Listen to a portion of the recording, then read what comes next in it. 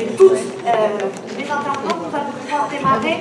Et pour commencer, nous allons entendre avec grand plaisir Anne Légan, qui est maître de conférence en droit privé à l'Université Paris 1, qui va vous présenter le dispositif indemnitaire avant qu'on entende la pratique par Madame Nathalie Fossa, qui dirige le fonds de garantie. Bien. Il nous reviendra de réparer les vivants. Tel est l'engagement pris par le président de la République dans la Cour des Invalides au moment de rendre hommage aux victimes des actes de terrorisme du 13 novembre dernier, devant leurs familles et devant leurs proches. Il nous reviendra de réparer les vivants. Si les mots ont un sens, et on ne veut pas croire que cela n'en a pas, si cet engagement a un sens, et on ne veut pas croire que celui-là n'en a pas, il nous impose de nous tourner vers notre système de réparation des dommages et de vérifier qu'il fonctionne, qu'il est à la hauteur de la promesse faite par le président de la République. D'autant que ce dernier a, depuis, jugé utile de nommer une secrétaire d'État auprès du Premier ministre en charge de l'aide aux victimes, qui s'est fixé pour objectif, sans doute assez haut, de régler d'ici l'automne tous les cas problématiques des victimes directes ou indirectes des attentats de novembre dernier, sans exclure de réformer le régime d'indemnisation des victimes d'actes de terrorisme, en vue d'apporter, je la cite, une réponse plus humaine, plus rapide et plus adaptée à leurs demandes. Alors ce régime d'indemnisation, quel est-il ? Il est celui que le législateur a construit sur la base d'une loi du 9 septembre 1986, modifiée, complétée, précisée à plusieurs reprises, pour répondre à un certain nombre d'insatisfactions. Et ces insatisfactions, je pense qu'il faut s'en souvenir pour reconnaître au système actuel ses justes mérites. S'agissant des atteintes aux biens, les contrats d'assurance excluaient le risque terroriste ou alors le couvraient par des extensions de garantie qui donnaient lieu à d'importants contentieux. Aujourd'hui, la réparation des dommages aux biens repose sur une garantie obligatoire imposée aux assureurs dans le cadre de certains contrats d'assurance de biens. S'agissant des atteintes à la personne, des dommages corporels, le dispositif prévu pour l'indemnisation des victimes d'infractions pénales était jugé insuffisant du fait des plafonds d'indemnité, de l'exclusion des préjudices moraux ou encore des limitations de la réparation par la condition de gravité des dommages et par les délais de procédure. Aujourd'hui, la réparation intégrale des dommages corporels est confiée à un fonds de garantie ad hoc, le FGTI, qui se positionne ainsi comme l'interlocuteur principal des victimes d'actes de terrorisme, puisqu'il est chargé d'aider les victimes dans la constitution de leur demande d'indemnisation, de les accompagner dans une procédure d'offre d'indemnisation qu'il doit initier et, au final, de les indemniser. Une présentation générale exhaustive du dispositif d'indemnisation des victimes d'actes de terrorisme, tel qu'il se repose essentiellement sur ces deux acteurs, que sont donc les assureurs pour les dommages aux biens et le fonds de garantie pour les dommages corporels, apparaissait d'office impossible dans le temps imparti. Alors nous nous concentrerons sur l'indemnisation des dommages corporels qui abritent des enjeux importants qu'on me pardonnera de trouver aujourd'hui supérieurs. Il nous semble en effet que les récents attentats de Paris mettent incontestablement à l'épreuve ce dispositif, ne serait-ce que par le nombre de victimes et par le caractère inédit de certaines questions. C'est donc à partir de la promesse faite par le président de la République que nous envisagerons dans quelques-unes de ces grandes lignes ce dispositif, avec pour objectif de l'envisager tel qu'il est, pour essayer ensuite de dégager quelques pistes de ce qu'il pourrait être. Le dispositif tel qu'il est peut être assez simplement présenté à partir des victimes concernées et des préjudices réparables. S'agissant des victimes d'actes de terrorisme susceptibles de saisir le fonds de garantie pour l'indemnisation de leurs dommages corporels, le Code des assurances pose deux critères. L'un est relatif à la nationalité, l'autre est relatif à la qualité. La nationalité d'abord. L'article L126-1 du Code des assurances requiert une condition de nationalité qui va s'appliquer aux victimes selon que l'acte est commis sur le territoire national ou à l'étranger. Dès lors que l'acte de terrorisme est commis sur le territoire national, toute victime, quelle que soit sa nationalité, peut prétendre à une prise en charge de l'indemnisation de ses dommages corporels par le fonds de garantie. De ce point de vue, le champ d'intervention du fonds apparaît large. Ainsi, par exemple, on dénombre, pour les attentats du 13 novembre dernier, des victimes de 17 pays. En revanche, dès lors que l'acte de terrorisme a lieu à l'étranger, l'indemnisation par le fonds de garantie est réservée aux seules victimes de nationalité française. La qualité de la victime ensuite. La combinaison des articles L126-1 et L422-2 du Code des assurances fait apparaître a priori deux catégories de victimes susceptibles de s'adresser au fonds de garantie. Première catégorie, les victimes d'actes de terrorisme. Ce sont les termes de l'article L126-1, mais qui renvoie dans son application aux articles L422-1 et suivants.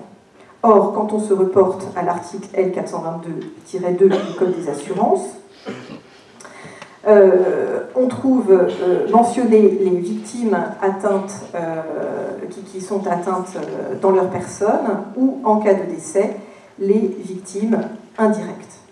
Donc, incontestablement, les victimes d'actes de terrorisme, qui sont les victimes atteintes dans leur intégrité physique, sont visées par le texte. Cette atteinte à la personne dont il est demandé réparation, elle doit évidemment être imputable à un acte de terrorisme. Alors, la preuve de cette imputabilité pourra s'appuyer sur la liste unique des victimes établie par le procureur de la République sur la base des informations transmises par les personnels de police et de gendarmerie. Seconde catégorie de victimes explicitement visées par les textes. Ce sont les ayants droit, quelle que soit leur nationalité. Ils sont mentionnés à l'article L126-1 du Code des assurances et à l'article L422-2 du Code des assurances. Ce dernier texte précisant qu'en cas de décès de la victime, ce sont ces ayants droit qui peuvent recevoir une provision du fonds de garantie. Alors, compte tenu de contentieux qui existent à l'encontre de demandes d'indemnisation auprès d'autres fonds, et notamment de l'ONIAM, on pourrait se demander si, compte tenu des termes de la loi, s'il est possible, dans l'esprit du législateur, qu'une distinction peut être faite parmi les victimes par ricochet, selon qu'elles sont victimes par ricochet d'une victime directe qui est décédée ou selon que la victime directe survit. Et cette distinction, dans des contentieux qui sont portés devant les juridictions à l'encontre d'autres fonds, cette distinction, qui s'appuie sur une certaine interprétation des textes, qui pourrait à la limite être menée ici, conduirait à exclure du dispositif d'indemnisation les proches de la victime survivante. Alors, j'ai consulté les documents à partir desquels le fonds de garantie communique pour savoir si, quelle était la position et s'il était clairement affiché que les victimes par ricochet d'une victime survivante pouvaient s'adresser au fonds. Le livret de l'indemnisation précise que le fonds de garantie indemnise les dommages corporels des victimes blessées, donc on comprend les victimes principales, les victimes directes, et les préjudices moraux et économiques des ayants droit des victimes décédées. Et de fait, quand on s'intéresse aux formulaires de demande d'indemnisation, qui sont les documents à partir desquels la victime peut s'adresser au fonds, on en trouve un premier à retourner complété par la victime et un second intitulé « Formulaire en cas de décès, demande d'indemnisation à retourner complété par l'ayant droit ». Et quand on s'intéresse au contenu de ces formulaires de demande d'indemnisation, et notamment aux informations qui sont requises par celui qui complète le document, il n'est pas évident que la victime par ricochet d'une victime survivante a une place bien claire. Alors, si c'est bien là ce qu'il faut comprendre de la politique d'indemnisation du fonds de garantie, on soulignera évidemment qu'elle est restrictive par rapport au droit commun qui ne fait pas une telle distinction. Si tel n'est pas le cas, on s'en réjouira. Intéressons-nous maintenant au préjudice réparable. Le législateur commande la réparation intégrale des dommages résultant d'une atteinte à la personne. Ce sont les termes de l'article L422-1 du Code des assurances. La formule place ainsi la barre de l'indemnisation au plus haut dans une mesure qu'il convient de préciser dans les grandes lignes, avant de dire un mot du versement par le fonds d'un préjudice exceptionnel spécifique aux victimes du terrorisme. En visant la réparation intégrale, le texte renvoie tout à la fois au principe attaché à la réparation intégrale et à sa colonne vertébrale que constitue aujourd'hui la liste indicative des postes de préjudice, dite nomenclature d'Intillac. Alors, les principes attachés à la réparation intégrale sont nombreux, l'objectif étant de replacer la victime dans la situation où elle se serait trouvée si le dommage n'avait pas eu lieu. Il conviendra, selon une formule consacrée, de réparer tout le dommage, mais rien que le dommage. En découle ainsi un certain nombre de principes, tels que le principe de non-cumul des indemnités, qui va imposer une déduction des prestations indemnitaires versées par des tiers. C'est aussi le principe de l'évaluation du dommage au jour du jugement de la transaction, qu'on rattache au principe de réparation intégrale. On fait aussi découler de ce principe celui selon lequel la victime n'a pas à limiter son préjudice dans l'intérêt du débiteur de la réparation, ce qui a le mérite de mettre la victime à l'abri de discussions portant sur ses choix de vie. Également le principe de libre disposition et de non-affectation des indemnités versées, que la Cour de cassation a encore rappelé récemment. Réparer intégralement implique enfin nécessairement de personnaliser l'indemnisation, ce qui impose une évaluation in concreto du dommage qui sera susceptible d'identifier pour chaque victime, au cas par cas, toutes les conséquences préjudiciables, toutes les répercussions de l'atteinte à l'intégrité corporelle. C'est ce que permet une ventilation fine des préjudices à laquelle invite la nomenclature d'Intillac, qui constitue aujourd'hui la liste indicative de référence des postes de préjudice. Alors, s'agissant de la victime directe, on va ainsi distinguer les préjudices patrimoniaux des préjudices extra-patrimoniaux. Et pour chacune de ces catégories de préjudices, il faut encore distinguer selon que l'état de la victime est ou non consolidé, c'est-à-dire si l'état des blessures a été médicalement jugé stabilisé, faisant ainsi apparaître les préjudices temporaires avant consolidation et les préjudices permanents après consolidation.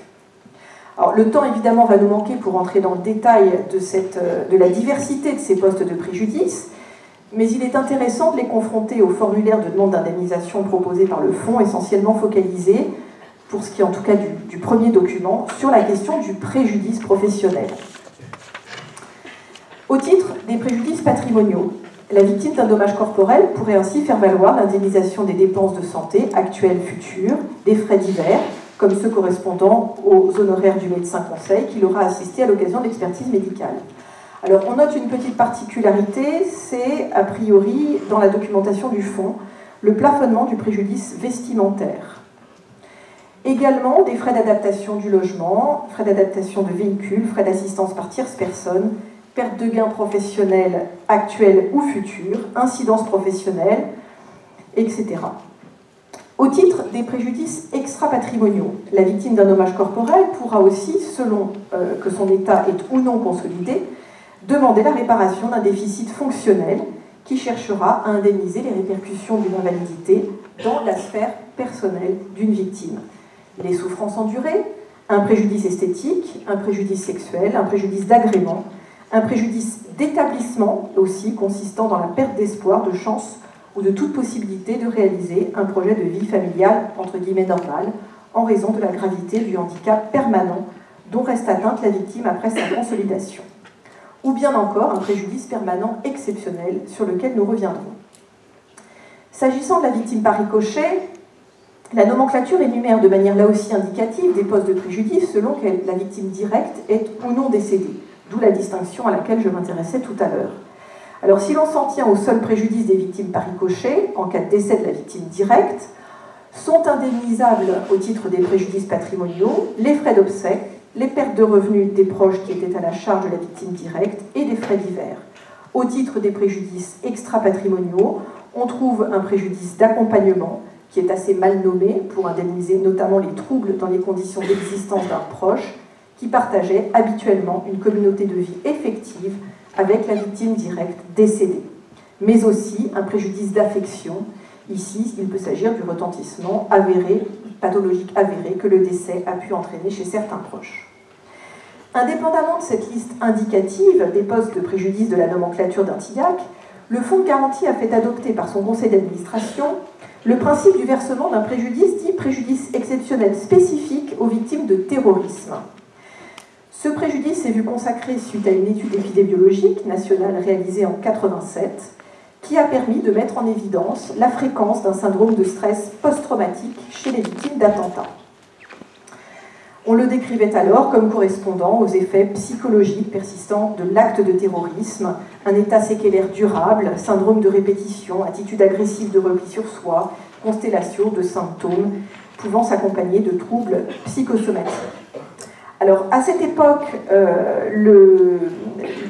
réparation de ce préjudice avait été fixée forfaitairement à 40% de la somme allouée au titre de l'incapacité permanente. Aujourd'hui, si l'on en croit le rapport d'activité du Fonds de garantie pour 2014, le préjudice exceptionnel spécifique aux victimes de terrorisme, PESVT, au cas où je n'ai plus le temps tout à l'heure de le citer entièrement, permet l'allocation d'une somme forfaitaire aux victimes directes et aux ayants droit de victimes d'actes de terrorisme. Donc on retrouve les victimes directes et les ayants droit des victimes d'actes de terrorisme, et permet de mieux prendre en compte, dit le rapport, la spécificité de la réparation du préjudice des victimes d'attentats, le forfait étant différencié selon le degré de gravité de dommage et le lien de parenté des ayants droit. Alors on se permettra de relever que la place et l'étendue de ce préjudice spécifique n'est pas très claire. Il est présenté comme un complément de l'indemnisation de droit commun, mais on peut se demander s'il l'est vraiment, puisqu'il existe au sein de la nomenclature un poste de préjudice qui s'appelle préjudice permanent exceptionnel, dont l'objet est justement d'indemniser les préjudices extrapatrimoniaux atypiques directement liés au handicap permanent, qui prend une résonance particulière pour certaines victimes, soit en raison de la personne, soit en raison des circonstances et de la nature du fait dommageable, et la Cour de cassation, comme la nomenclature, vise expressément les attentats. Aussi, le préjudice exceptionnel spécifique aux victimes de terrorisme n'illustre-t-il pas simplement le préjudice permanent exceptionnel conformément à l'indemnisation de droit commun, auquel cas ce n'est que de l'indemnisation de droit commun. Alors si c'est de l'indemnisation de droit commun, du coup, on pourra être curieux de savoir comment il est calculé, si la réparation reste forfaitaire, ce qui paraît contraire au principe de réparation intégrale, mais on sait combien il est difficile d'évaluer les préjudices extra-patrimoniaux. En réalité, la véritable valeur ajoutée d'un préjudice spécifique aux victimes d'actes de terrorisme par rapport à ce que prévoit le droit commun serait aujourd'hui de reconnaître un tel préjudice indépendamment d'un déficit fonctionnel permanent.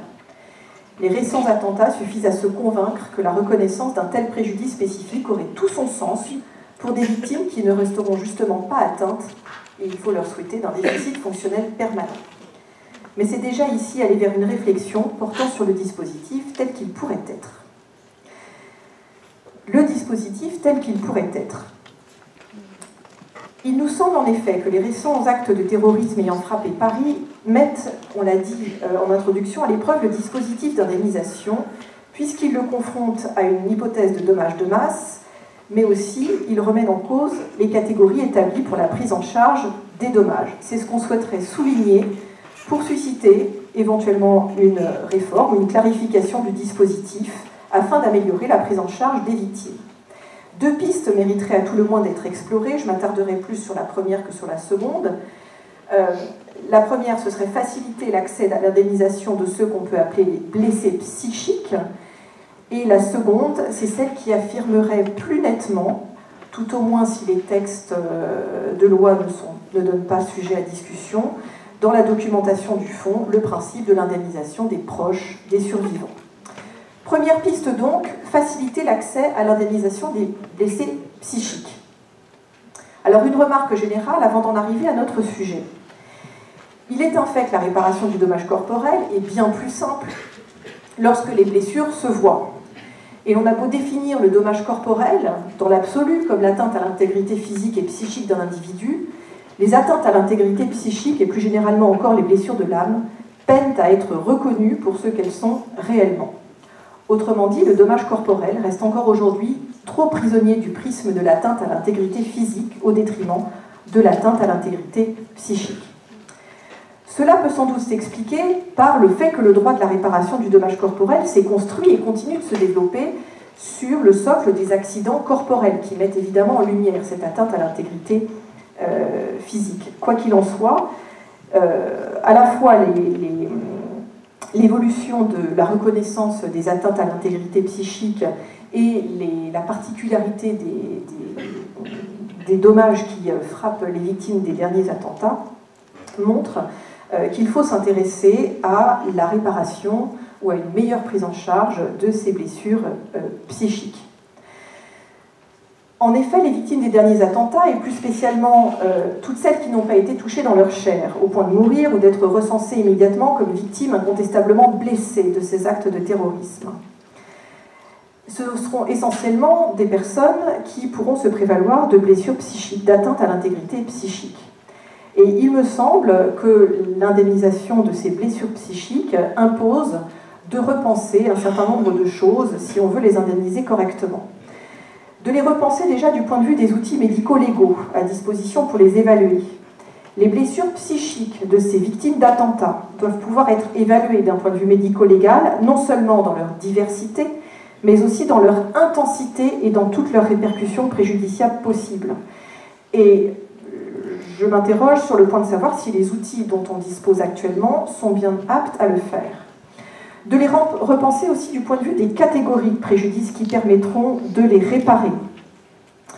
On peut a priori penser que lorsque l'atteinte à l'intégrité psychique est suffisamment importante pour se traduire en termes de déficit fonctionnel temporaire ou permanent, les répercussions pourront être appréhendées selon une ventilation classique des postes de préjudice, dont on sait combien qu'elle n'est pourtant pas toujours satisfaisante dès lors que les postes sont globalisés.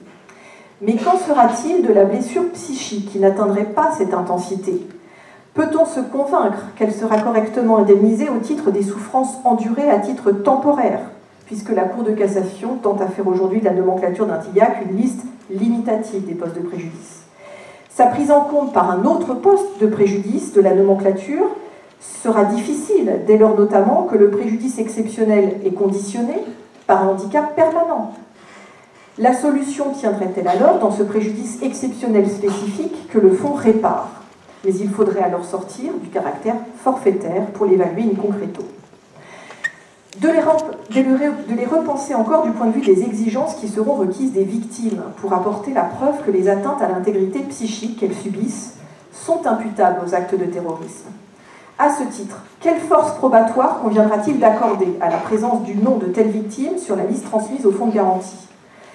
Fera-t-on varier l'intensité de l'exigence probatoire selon que celui qui demande réparation de blessures d'ordre psychique se trouvera répertorié parmi les personnes blessées en tant que présentes sur les lieux de l'acte ayant subi un dommage physique ou psychique immédiat directement lié à tel acte, ou parmi les victimes dites impliquées en tant que personnes présentes sur les lieux de l'acte de terrorisme qui, ultérieurement à cet acte, présentent un dommage physique ou psychique qui lui est directement lié.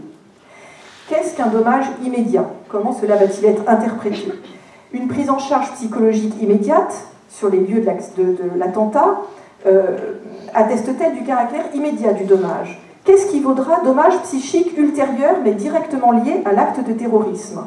Quelles seront encore les exigences probatoires qu'on opposera aux personnes qui ne figurent pas sur la liste des victimes? Pour ne pas exiger des blessés psychiques l'impossible en termes de preuves et devant l'ampleur de leur nombre, ne faudra-t-il pas penser des systèmes de présomption d'imputabilité de leurs blessures psychiques à l'acte de terrorisme à partir d'indices tenant aux circonstances de temps, de lieu et d'exclusion d'autres causes possibles? Enfin, pour terminer, je voudrais juste aborder la deuxième voie qui me semble intéressante, mais j'irai vite puisqu'elle n'est peut-être pas l'occasion d'une discussion qui mérite d'être menée. La deuxième voie me semble être d'affirmer plus clairement le principe d'indemnisation des proches, des survivants. On l'a dit, la documentation n'est pas très claire à ce sujet et on pourrait, contrairement à ce qui est indemnisé en droit commun, on pourrait tourner l'interprétation des textes en disant que finalement le législateur ne vise que les victimes, que les ayants droit en cas de décès de la victime directe. Alors, il me semble que cette interprétation, en l'état des textes, n'est pas tenable et que toutes les victimes d'actes de terrorisme sont visées par le dispositif d'indemnisation. La seule petite restriction que j'y vois, c'est lorsqu'il s'agit de la procédure de provision, où là, le texte est très clair, qui ne vise que la victime qui a subi une atteinte à sa personne ou en cas de décès de la victime, ses ayants droit. Mais dès lors que la procédure vise l'offre d'indemnisation, l'article 422-2 alinéa 2 vise toute victime. Voilà. Donc, pour conclure, je dirais, en revenant sur les premiers mots que j'annonçais, qu'évidemment, tout ce qui est proposé ou dit ici n'a de sens que si, bien sûr, on donne au fonds de garantie les moyens financiers de son action. Communiquer est une chose, indemniser en est une autre. Je vous remercie.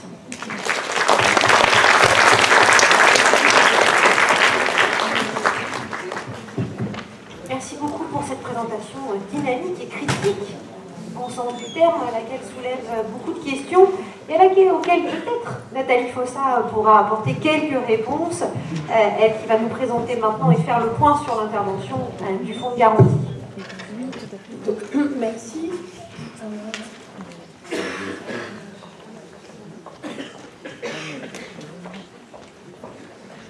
J'attends mon slide.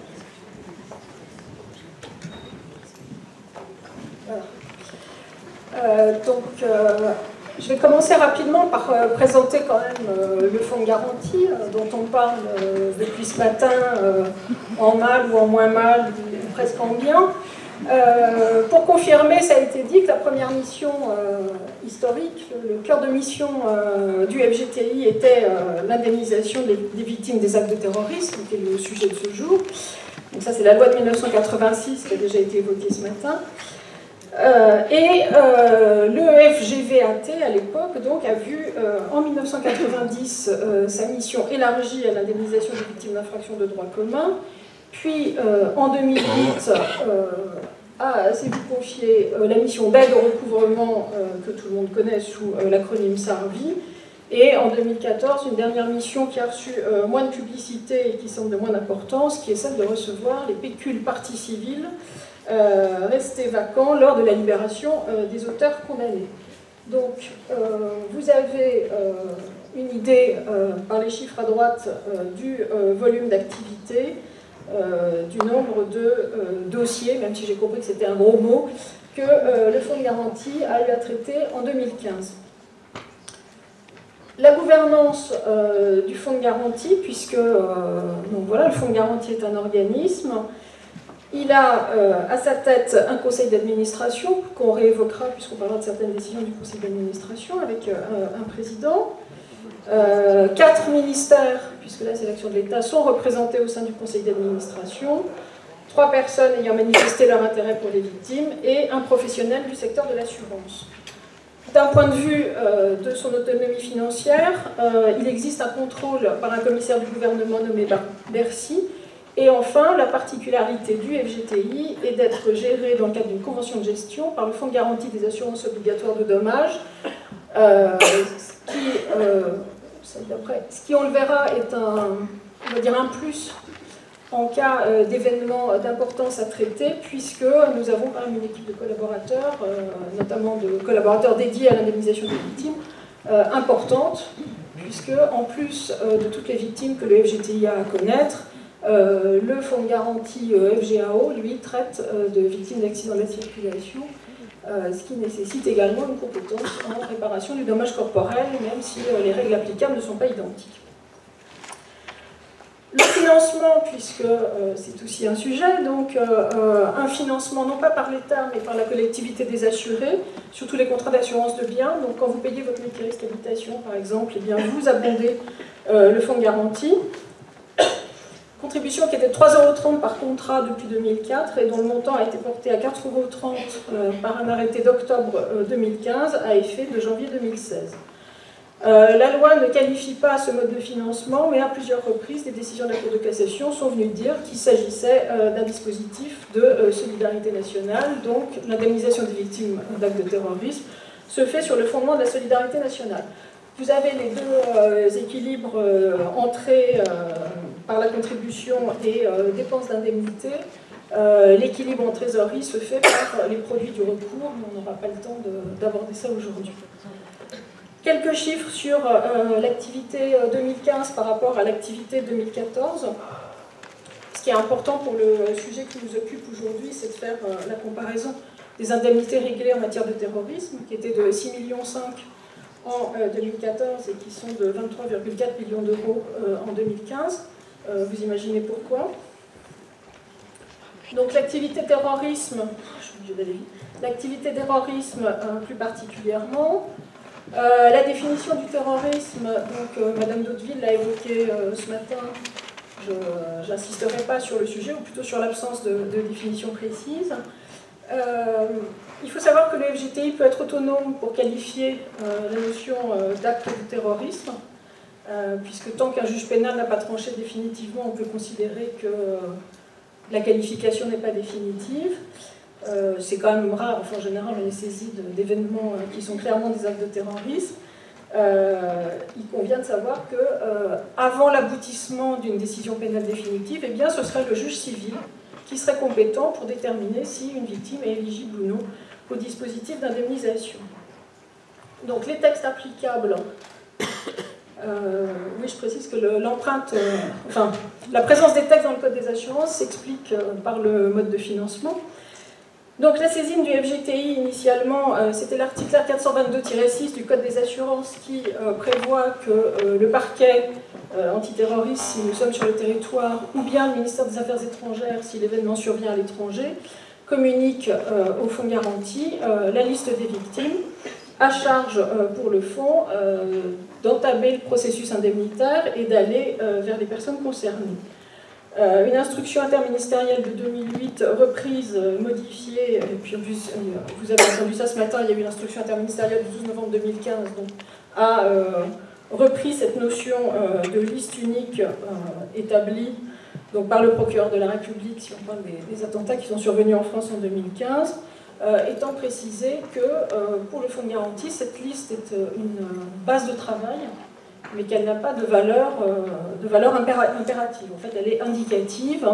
On y tient parce qu'on a pu s'apercevoir que parfois, il pouvait y avoir à la marge quand même quelques erreurs sur le contenu de la liste. Étant précisé que chaque personne qui s'estime victime peut aussi, évidemment, saisir directement le FGTI. Conditions de date de survenance, ça a été vu ce matin.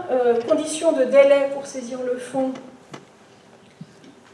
Donc jusqu'en 2012, il s'agissait du délai de droit commun en matière d'atteinte à la personne, c'est-à-dire 10 ans à compter de la consolidation de la victime. La loi du 21 décembre 2012 est venue allonger ce délai en donnant la possibilité à la victime de saisir dans le délai d'1 an à compter d'une décision pénale si les faits aboutissent à une procédure de jugement, on va dire, et la possibilité dans tous les cas pour le conseil d'administration de relever le requérant de la forclusion, ce qui a été fait pour les victimes du City of Poros, attentat sur un navire grec. Rapidement, les textes applicables. Les textes, voilà. Donc, là aussi, les textes sont dans le Code des assurances. Madame Guégan en a parlé. Des délais courts pour le fonds pour régler les provisions, donc 1 mois pour une provision, et l'obligation légale de faire une offre dans le délai de 3 mois à compter du jour où on a pu avoir la justification de tous les préjudices. Alors sur le délai, je vais quand même en parler un tout petit peu, puisqu'on voit qu'il y a des engagements ministériels d'accélérer les procédures d'indemnisation. Il faut savoir que quand on parle d'atteinte à la personne, il y a un événement majeur incontournable qui est la consolidation médico-légale. Sachant que d'expérience, quand on parle de victimes choquées, puisqu'on a parlé des traumaties, les victimes choquées, en général, on ne les consolide jamais avant 18, voire 24 mois à compter de l'événement. Donc, on a vu par là quelques articles